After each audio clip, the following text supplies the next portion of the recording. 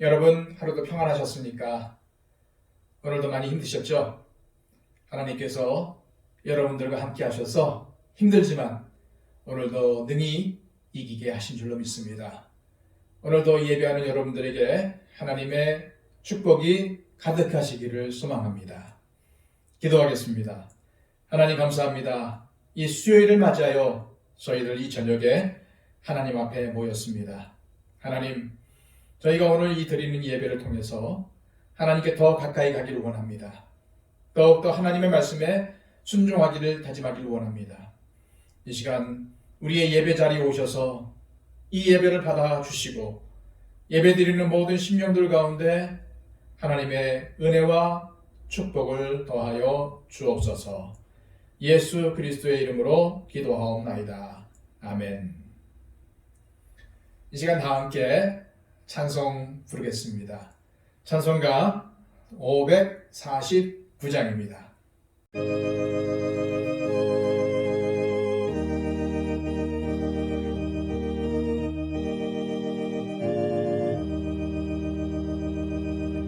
내 주여 뜻대로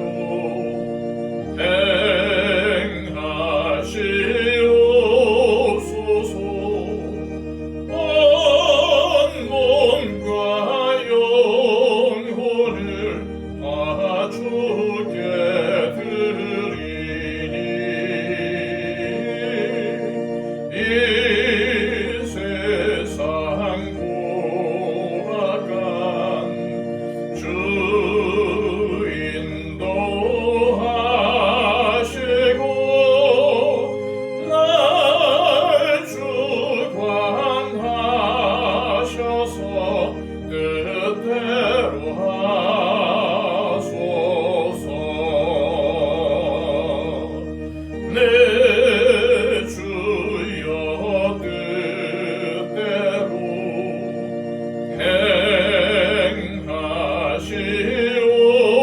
행하시옵소서. 근근심 중에도 낙심케 마소서.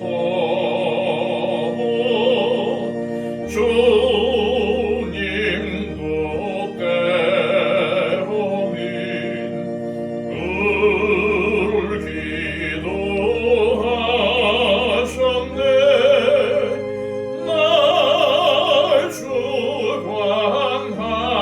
주관하셔서 뜻대로 하소서. 내 주여 뜻대로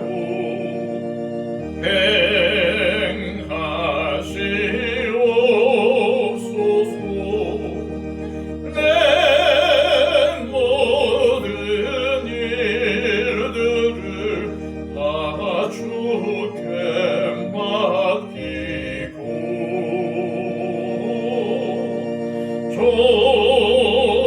조천성 향하여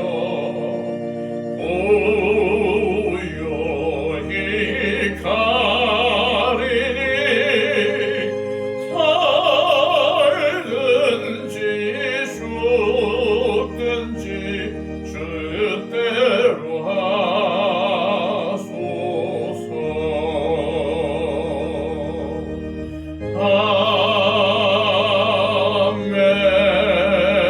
아멘.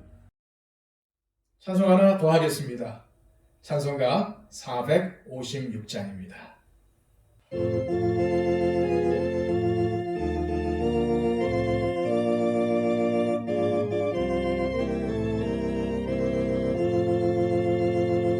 거친 세상에서 실패하거든 그 손 못자국만 줘라. 고된 일 하다가 힘을 얻으리 그 손 못자국만 줘라. 그 손 못자국만 줘라.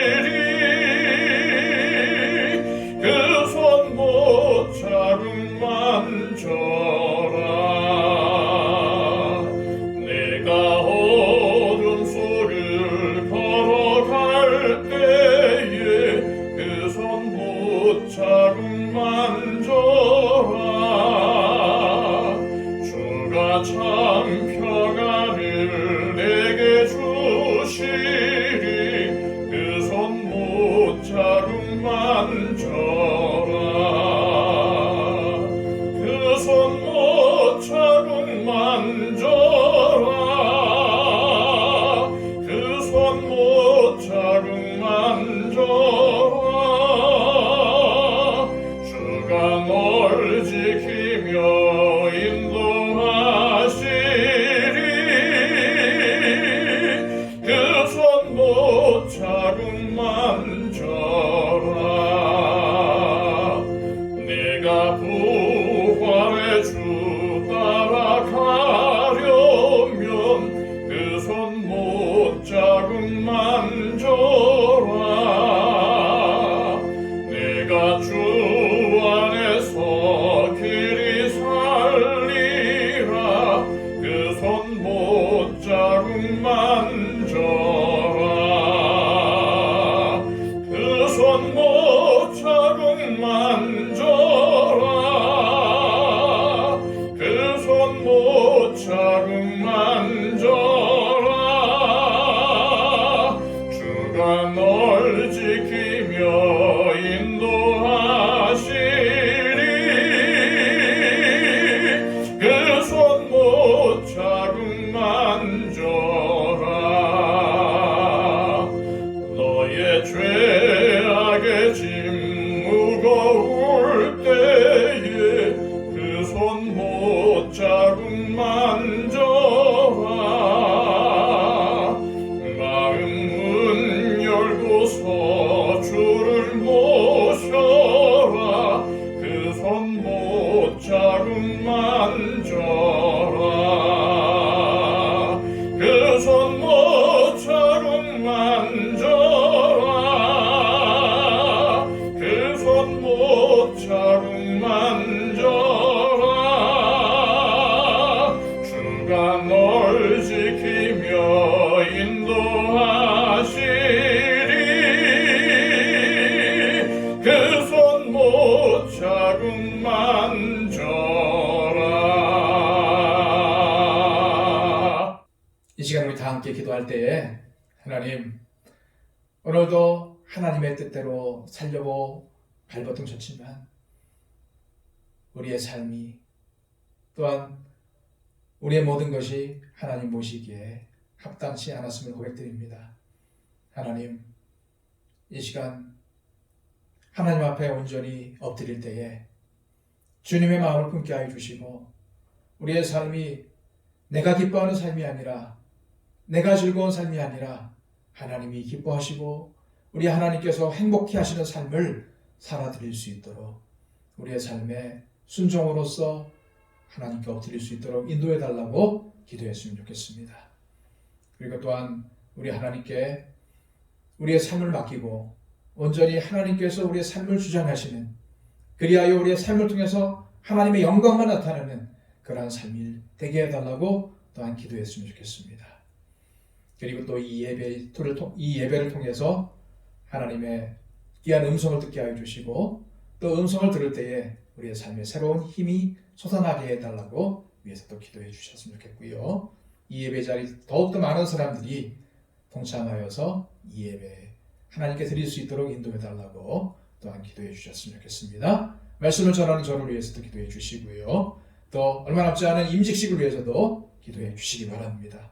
또한 무엇보다도 지금이 이 대림절 기간이기에 하나님, 우리가 하나님을 소망하고 우리 주님을 대망했던 믿음의 선진들처럼 주님의 오심을 기다리고 소망하며 또한 내가 세례 요한처럼 주님의 길을 걷게 하는 그런 삶을 살아갈 수 있도록 인도해달라고 위해서 기도했으면 좋겠습니다. 코로나의 종식을 위해 기도해 주시고요. 이 시간 우리 다 함께 하나님 앞에 기도하겠습니다.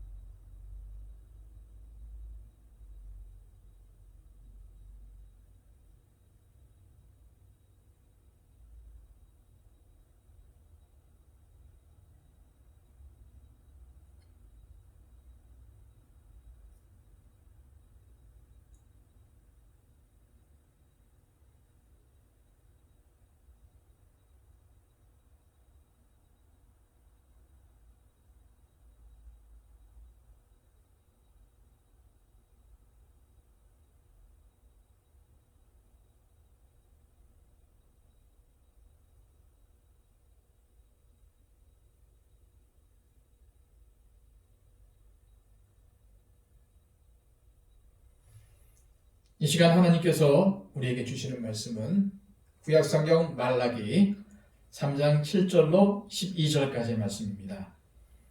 구약성경 1329쪽 참조하십시오. 하나님의 말씀입니다. 만군의 여호와가 이르노라.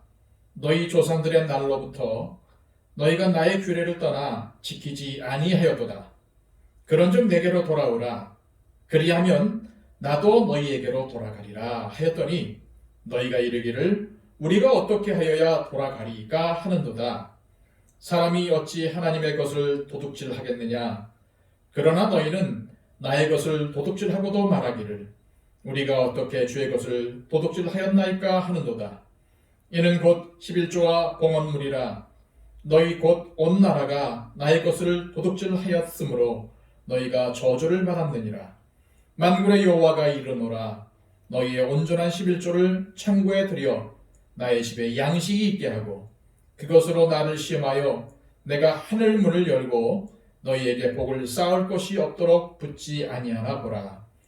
만군의 여호와가 이르노라. 내가 너희를 위하여 메뚜기를 금하여 너희 토지 소산을 먹어 없애지 못하게 하며 너희 밭에 포도나무 열매가 기한 전에 떨어지지 않게 하리니 너희 땅이 아름다워짐으로 모든 이방인들이 너희를 복되다 하리라. 만군의 여호와의 말이니라. 아멘.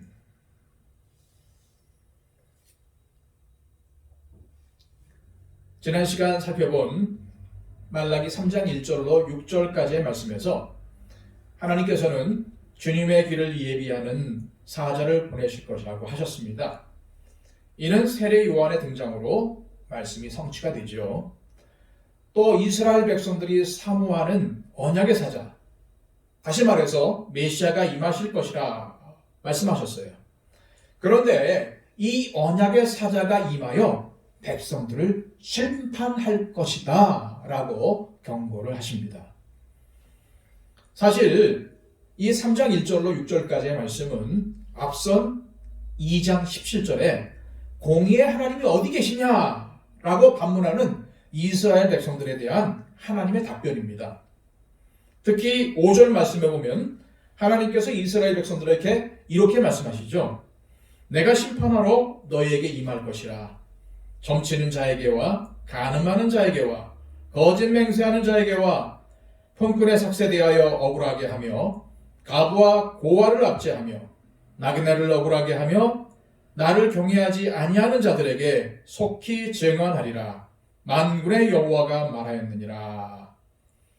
공의의 하나님이 어디 있냐면서 하나님을 조소하는 이스라엘 백성들에게 하나님께서는 5절 말씀을 통해서 언약의 사자를 보내어 불의한 자들을 심판하시겠다고 경고하신 다음에 오늘 7절 말씀을 통해서 이제 내게로 돌아오라 라고 권면하십니다. 그러면 하나님께서도 너희에게로 돌아가리라 라고 약속하고 계시죠. 자, 7절 말씀을 제가 한번 다시 봉독해 드리겠습니다. 만군의 여호와가 이르노라. 너희 조상들의 날로부터 너희가 나의 규례를 떠나 지키지 아니하였도다. 그런즉 내게로 돌아오라. 그리하면 나도 너희에게로 돌아가리라 하였더니 너희가 이르기를 우리가 어떻게 하여야 돌아가리까 하는도다. 하나님은 이스라엘 백성들에게 너희 조상의 날로부터 너희가 나의 규례를 떠나서 지키지 않았다라고 책망하십니다. 이 말씀은요, 지금 이스라엘 백성들의 상태가, 다시 말해서 영적 상태가 어떠한지를 드러내주는 말씀이죠.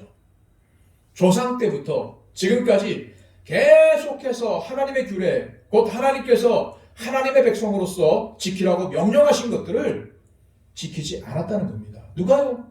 하나님의 백성이라고 자부하고 있는 이스라엘 백성들이 말입니다. 우리가 구약 성경을 살펴보더라도 이 이스라엘은 제대로 하나님의 규례를 지켜본 적이 없습니다. 물론 회개하고 돌이킨 적은 있지만 그것은 언제까지나 잠깐 동안이고 좀 살만해지면은 다시 하나님을 거역하는 것이 이스라엘의 모습이었죠. 그러므로 하나님께서는 이런 이스라엘 백성들을 향해서 이제 하나님께로 돌아와라 라고 권면하시는 겁니다.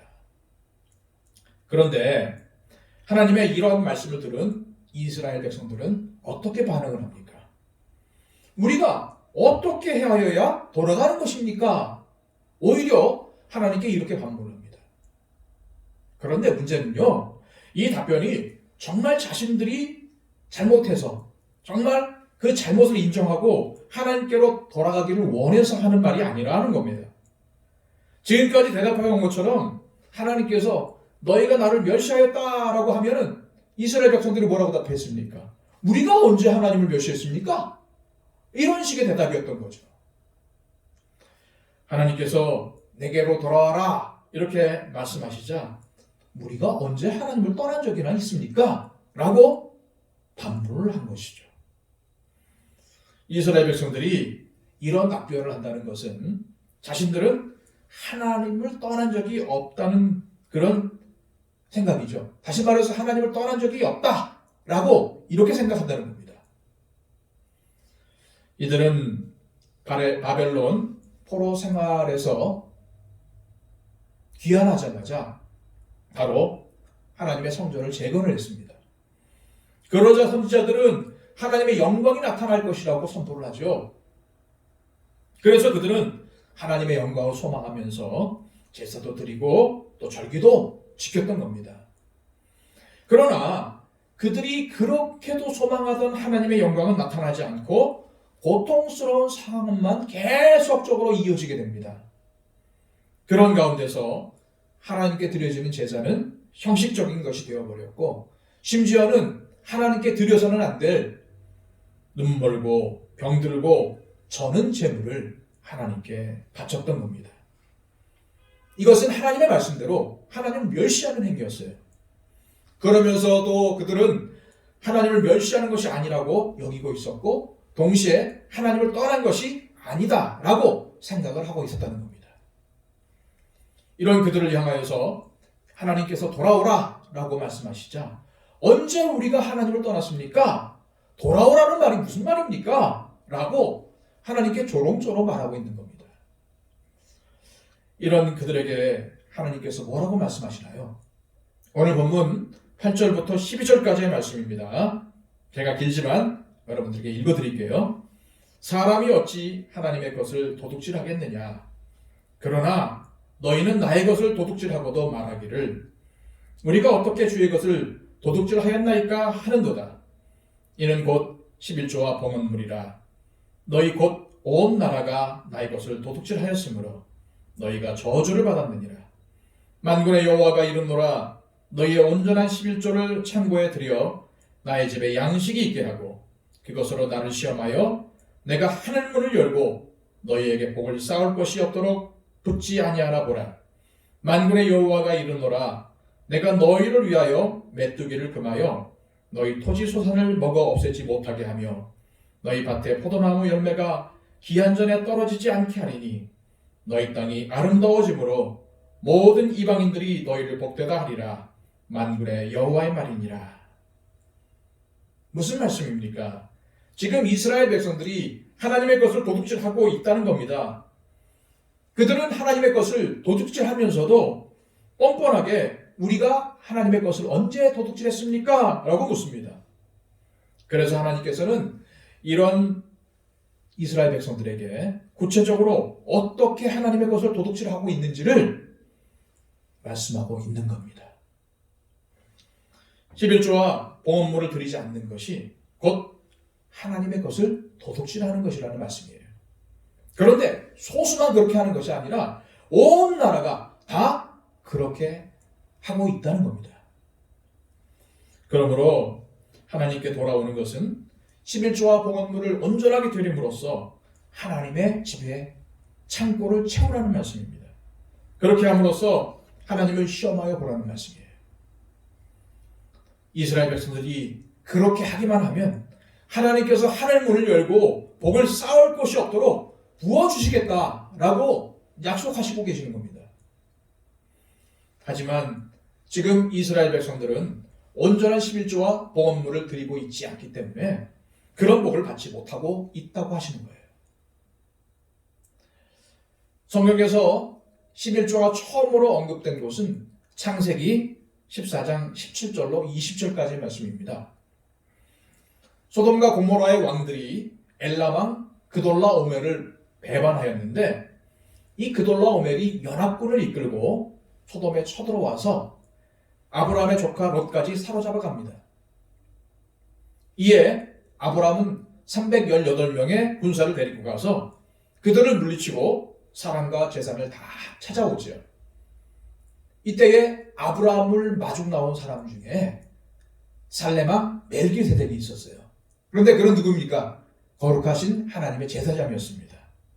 이 멜기세덱이 아브라함을 축복합니다. 그때 아브라함은 그 얻은 것 중에서 10분의 1을 멜기세덱에게 드리죠. 적은 군사로 그돌라오멜의 연합군을 물리친 아브라함의 승리는 하나님께서 주신 것입니다. 그러므로 아브라함이 멜기세덱에게 11조를 드렸다는 것은 자신의 승리가 하나님께로부터 난 것임을 고백하고 있는 거죠. 그리고 두 번째로 11조가 언급된 곳은 창세기 28장인데 야곱이 형 에서의 낯을 피하여 paddan 아람으로 도망가다가 한 들판에 이르러 잠을 자는데 그때 하나님께서 야곱에게 나타나셔서 아브라함과 이삭에게 약속하신 내용을 말씀하시면서 이 야곱에게도 동일한 은혜를 주시겠다고 약속하시죠. 그 약속을 받고 나서 야곱은 하나님께 11조를 드리겠다고 서원을 합니다.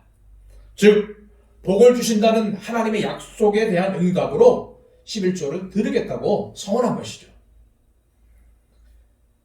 그런데 율법에서는 출애굽할 때에 6월절 어린 양의 희생을 기념하는 도구로서 11조가 제정이 됩니다. 출애굽한 이후 하나님은 모든 짐승이나 사람이나 처음 난 것의 수컷을 거룩히 구별하여 하나님께 바치도록 명령을 하셨죠. 그런데 하나님은 하나님을 위해서 봉사해야 할 각 지파의 맏아들 대신 레위 지파를 선택을 하십니다. 그리고 이때부터 각 지파에게 모든 소산물의 10분의 1을 레위 지파를 위하여 드리게 하죠. 왜냐하면 다른 지파들에게는 가나안 땅을 분배하여 기업으로 주었지만 하나님이 기업이 되시는 레위 지파에게는 땅을 주지 않았기 때문에 이들은 경작하여 먹고 살 땅이 없었습니다. 그래서 레위 지파는 땅이 있는 다른 지파에게 11조를 받고 다른 지파를 축복함으로써 레위 지파가 하나님의 복을 받는 도구가 된 것입니다. 다시 알기 쉽게 설명을 해드리면 레위 지파는 다른 12지파 대신 하나님께 맏아들로 드려져서 하나님을 섬기는 제사를 통해서 하나님과 이스라엘 사이에 화목을 이루는 일을 감당하게 되죠. 매우 중요한 일입니다. 그런데 이 레위 지파에게는 경작할 땅이 없어서 스스로 먹고 살 수가 없었어요.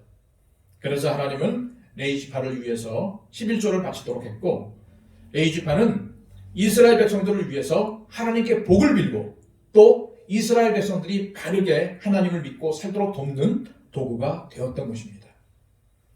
그러므로 레위 지파가 하나님께 제대로 된 제사를 드리는 한 하나님의 축복과 은혜가 이스라엘 백성들에게 지속적으로 임한 것이죠. 이러한 레위 언약을 앞서 살펴보았던 말라기 2장 말씀에서는 생명과 평강의 언약이라 불렀어요. 하나님께서 주시는 생명과 평강이 레위가 세운 언약을 통하여 주어지는데 이 레위 언약을 이스라엘 백성들이 깨뜨리고 만 것입니다. 온전한 11조와 봉헌물을 드리지 않음으로써 생명과 평강을 누릴 수가 없게 된 거예요. 이러한 모습은 말라기보다 앞선 느헤미야 시대에도 나타납니다. 느헤미야가 예루살렘 성벽을 재건한 후에 레위 지파를 제대로 정비하고 백성들에게 11조를 드리도록 합니다. 그리고 나서 바사 왕국에 다녀오죠. 그러나 이 느헤미야가 자리를 비운 사이 이스라엘 백성들은 레위인들에게 11조를 주지 않습니다. 그래서 느헤미야 13장에 보면은 레위 사람들이 성전에서 봉사하는 직무를 행하지 않고 각각 먹고 살 길을 찾기 위해서 성전을 떠나버리고 만 거예요. 다시 이스라엘로 돌아온 느헤미야는 레위인들을 다시 불러와 정비하고 나서 레위 언약을 새롭게 하였으니 복을 달라고 하나님께 기도합니다. 이것이 느헤미야 13장 30절로 31절까지 기록되어 있는데요. 내가 이와 같이 그들에게 이방 사람을 떠나게 하여 그들을 깨끗하게 하고 또 제사장과 레위 사람의 반열을 세워 각각 자기의 일을 맡게 하고 또 정한 기한에 나무와 처음 익은 것을 드리게 하였사오니 내 하나님이여 나를 기억하사 복을 주옵소서. 앞에서도 언급했지만 시간적으로 보면 말라기보다 느헤미야가 20년 정도 앞섭니다. 느헤미야가 성벽을 재건하고 레위 지파를 정비한 후 백성들에게 11조를 제대로 드리게 하였지만 말라기 시대에 와서는 다시 제대로 11조를 드리지 않았던 겁니다. 그러므로 하나님께서는 말라기 선지자를 통해서 이스라엘 백성들이 온전한 11조와 봉헌물을 하나님께 드려야 복을 받는다고 말씀하신 거예요. 그러면 이스라엘 백성들이 하나님의 말씀에 따라 11조를 온전하게 드림으로 복을 받았습니까? 아니면 온전하게 드리지 못하였기에 복을 받지 못하였습니까? 이 문제는 신약까지 들여다봐야 합니다. 예수님께서 11조에 대해서 말씀하신 내용이 마태복음 23장에 나와요. 마태복음 23장 23절을 보면 화 있을진저 외식하는 서기관들과 바리새인들이여 너희가 박하와 회향과 근처의 11조는 드리되 율법에 더 중한 바 정의와 긍휼과 믿음은 버렸도다. 그러나 이것도 행하고 저것도 버리지 말아야 할지니라. 유대인들은요 말라기 선지자 이후로도 많은 고난을 받았습니다. 그런 고난을 겪으면서 왜 우리가 복을 받지 못할까를 연구를 합니다. 그래서 구약 성경을 살펴보니까 말라기에 11조를 제대로 하지 못해서 복을 받지 못한다는 말씀이 나오는 거예요. 그래서 철저하게 11조를 하자는 운동이 일어났습니다. 그리고 11조뿐만 아니라 모든 율법들을 철저하게 지킴으로써 하나님께 복을 받자는 운동이 일어납니다. 그런 운동의 중심에 선 사람들이 바로 바리새인들이었어요. 그래서 이들은 어느 정도로 철저하게 11조를 하는가 하면 텃밭에 가꾸는 채소조차도 철저하게 11조를 계산해서 냅니다. 예를 들어서 깻잎 나무가 있는데 그 깻잎이 뭐 4개, 뭐 10개 열렸다. 그러면 그 중에 하나를 구별해서 하나님께 드린 거예요.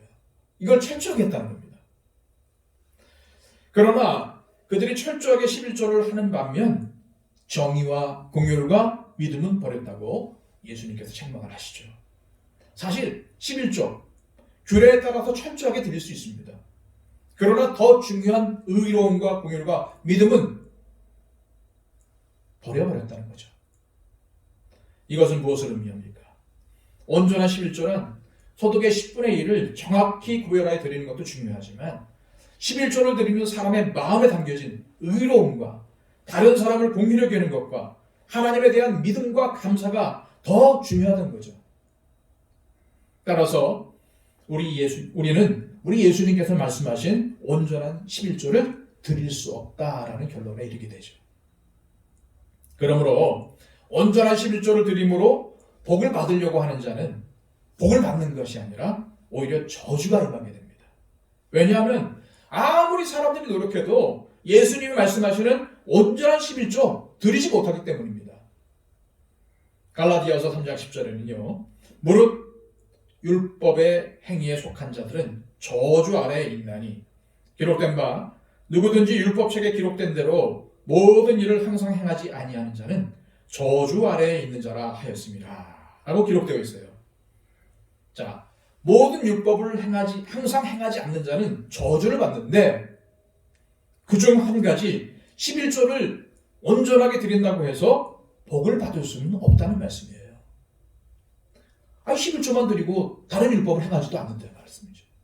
항상 그 율법대로 행해야 복을 받는다는 겁니다. 그렇지 않으면 저주 아래에 놓이게 된다는 거예요. 더더구나 온전한 11조를 드리려면 더 중요한 정의와 공율과 믿음까지 갖추어야 한다는 겁니다. 레위 지파가 모든 이스라엘 지파의 맏아들의 희생을 대신했어요. 이것이 하나님께서 레위와 맺은 언약입니다. 하나님은 레위 지파가 드리는 제사를 통하여 이스라엘 백성들에게 생명과 평강을 주시고자 하셨어요. 그러나 결론은 무엇입니까? 구약의 제사로는 온전한 생명과 평강을 얻을 수가 없다는 것입니다. 그러므로 율법을 따른 레위 지파는 다른 멜기세덱의 반차를 따르는 제사장이 필요하다는 거예요.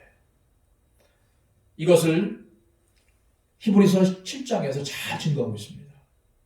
히브리서 7장에 보면은 레위가 태어나기도 전에 아브라함이 멜기세덱에게 11조를 바쳤다고 하면서 낮은 자가 높은 자에게 축복을 받는 것이 옳은 것임을 말씀하고 있어요. 그러므로 히브리서를 통해서 11조의 의미를 살펴보면은 아브라함이 멜기세덱에게 11조를 드린 것은 복을 받기 위해서 11조를 드린 것이 아니라 이미 복을 받았기 때문에 11조를 드림으로써 복 주시는 분이 누구이신지를 증거하고 기념하기 위해서 드렸다는 겁니다. 자, 제가 너무 중요한 말씀을 하고 있는데요. 우리가 하나님께 드리는 11조, 이것은 내가 하나님께 복 받기 위해 드리는 거 아니에요. 하나님께서 이미 나에게 복을 주셨기 때문에 그 복의 주인이 누구이신지, 나에게 이 복을 주신 분이 누구이신지를 기억하고 모든 것이 하나님께서 왔구나, 하나님께서 나에게 복을 주셨구나, 그것을 감사하고 기념하기 위해서 11조를 드리는 것이라는 겁니다. 자, 아셨죠? 자, 그렇다면은 이 복을 주시는 분이 누구시죠? 바로 우리 주님 예수 그리스도이십니다. 우리가 11조를 드림으로 인해서 복을 받는 것이 아니라 이 11조를 온전하게 완성하신 예수, 율법을 완성하신 예수 그리스도를 통해서 복을 주시는 거예요. 이 복이란 예수 그리스도를 통한 영원한 생명과 평강을 의미합니다. 앞서 말씀드렸지만 하나님과 레위가 맺은 언약은 생명과 평강의 언약이었어요. 그러므로 히브리서 7장 22절로 25절에서는 이렇게 말씀하고 있습니다. 이와 같이 예수는 더 좋은 언약의 보증이 되셨느니라. 제사장 된 그들의 수요가 많은 것은 죽음으로 말미암아 항상 잊지 못함이로되 예수는 영원히 계심으로 그 제사장 직분도 갈리지 아니하느니라. 그러므로 자기를 힘입어 하나님께 나아가는 자들을 온전히 구원하실 수 있으니 이는 그가 항상 살아계셔서 그들을 위하여 간구하심이라. 이런 말씀을 들으면 무슨 생각이 드십니까? 아, 그렇구나. 우리 예수님께서 율법을 완성하셨으니 11조를 완성하셨으니 이제 11조 안 해도 되겠구나. 이렇게 생각하시는 분도 계실지 모르겠습니다. 그렇습니다. 우리는 이제 11조를 율법을 따라서 하지 않아도 됩니다. 이제는 예수님을 믿는 모든 사람들이 왕같은 제사장이기 때문에 레위 지파가 따로 있는 것이 아니에요. 그러므로 이제 왕같은 제사장이 된 우리는 율법을 따라 11조를 드리는 자들이 아니라 아예 우리 자신이 거룩한 제물이 되어 하나님께 바쳐지는 삶이 되어야 합니다. 그리할 할 때 진심으로 하나님과 이웃을 섬기는 삶을 살게 되고, 비록 나의 삶이 어렵고 나의 상황이 어렵다 할지라도 정성껏 헌금하는 일도 가능하게 되고 자원함과 감사함으로 믿음 생활을 할 수가 있게 되는 것입니다. 부디 하나님께서 이러한 은혜를 우리에게 허락하시기를 소망합니다. 기도하겠습니다. 하나님 감사합니다. 오늘 이 말씀을 통해서 우리가 먼저 하나님께서 우리에게 주신 복이 무엇인지를 생각하게 하여 주시고, 복을 받기 위해서 신앙생활을 하는 것이 아니라 하나님께서 이 복을 나에게 주셨기 때문에 감사함과 진실함으로 신앙생활을 하게 하여 주시고, 우리의 모든 것을 하나님께서 주셨다는 것을 기억하며 헌금하게 하여 주시고, 또한 진실된 봉사를 하나님께 드릴 수 있게 하여 주옵소서. 예수 그리스도의 이름으로 기도하옵나이다. 아멘.